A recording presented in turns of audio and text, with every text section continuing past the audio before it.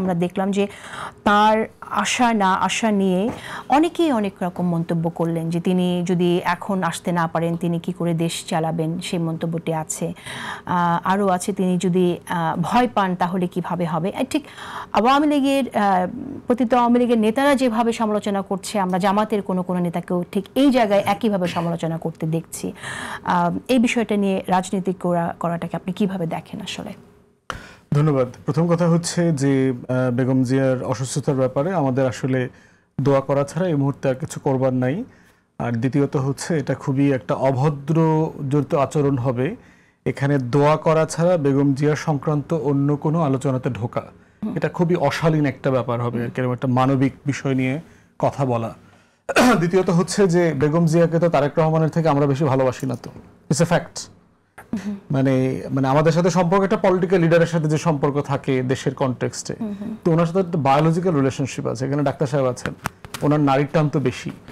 এখন আমরা যদি মনে করে থাকি যে আমরা আসলে ওনার মাকে ওনার থেকে বেশি ভালোবাসি, আমরা বাংলাদেশে আছি উনি বাংলাদেশে আসতেছে না, এই ধরনের আলোচনা আসলে কোথাও এন্ড নাই, কোথাও যেতে পারবেন না।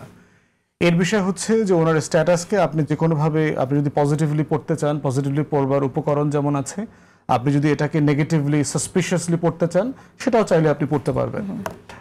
আমি বোধ করছি এখানে এটা ডিসিশন বিএনপি লিডারশিপের। উনি বলেছেন এটা একক না তো এটা খুব স্বাভাবিক। একটা পার্টি লিডার লম্বা সময় এক্সাইলে আছেন, ওনার ওখানে থাকা ফিরে আসার সাথে পার্টির পলিসি মেকারদের একটা ইনভলভমেন্ট আছে, ফ্যামিলির একটা ইস্যুজ আছে, এরপরে হচ্ছে ওখানকার লিগাল ইস্যু থাকতে পারে। ওখানে আপনার যদি অ্যাসাইলামে থাকেন ইমিডিয়েটলি ডকুমেন্টেশন সারেন্ডার করে আসার মতো অবস্থায় আছেন কিনা, দেশে সেফটি সিকিউরিটি ইস্যুজ আছে। তো এই প্রত্যেকটা ইস্যু তো পার্সোনাল লেভেলে আমার আপনার 10টা লোকের মতো না, তো সেখানে ওনার এই বাস্তবতাগুলো তো ওনার মতো করে বিবেচনা নিতে হবে। ইকুয়ালি এটাও গুরুত্বপূর্ণ যে তারেক রহমান তো বাংলাদেশের জন্য শুধুমাত্র ব্যক্তি অথবা দলের নেতা না, একটা ন্যাশনাল ইমাজিনেশনে তিনি আছেন। তো সেখানে জনগণের যে প্রত্যাশার জায়গাটা আছে সেটাও তাকে অ্যাড্রেস করা দরকার, এবং তিনি এখানে আরো খোলামেলা হতে পারেন কিনা সেটা বিবেচনায় নেওয়া দরকার দলের নেতৃবৃন্দ এবং পার্টিকুলারলি তারেক রহমানের, যে ওনার আসতে এই 5ই আগস্টের পরের বিলম্ব এবং বর্তমানের বিলম্ব, এই প্রত্যেকটা বাস্তবতা উনি খোলামেলা বলতে পারে জাতির কাছে, দিস আর দ্য রিয়ালিটিস, এটা আমাকে অ্যাড্রেস করতে হচ্ছে।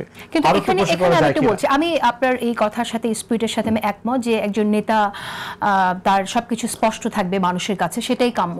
কিন্তু যখন বিষয়টা আসলে নিরাপত্তার ব্যাপার হয় তখন তার এটা ফাঁস করে দেওয়া বা বলে দেওয়া, প্রকাশ করে দেওয়ার সাথে তার যদি নিরাপত্তা রিলেটেড থাকে তাহলে সেটা তিনি এই ঝুঁকিটা তিনি কেন নেবেন? সেটা তো দেশের জন্য ক্ষতি হতে পারে। সার্টেনলি নিরাপত্তা ঝুঁকি আছে, এ ব্যাপারে কোনো সন্দেহ নাই। উনি যেই প্রসেসের মধ্য দিয়ে নির্যাতন ট্রমার মধ্য দিয়ে গেছেন, এই পরিবারটা যে পরিমাণ ট্রমা এবং নির্যাতনের মধ্য দিয়ে গেছে, বিএনপির টপ লিডারশিপের ভিতরে প্রচুর বাটপাট দালাল টাইপের নেতা আছে, কিন্তু জিয়া পরিবারের দিল্লির আধিপত্যবাদের পোস্টে, আওয়ামী ফাঁসিবাদের কোশ্চেনে জিয়া পরিবারের কোনো কম্প্রোমাইজের কোনো এক্সাম্পল নাই।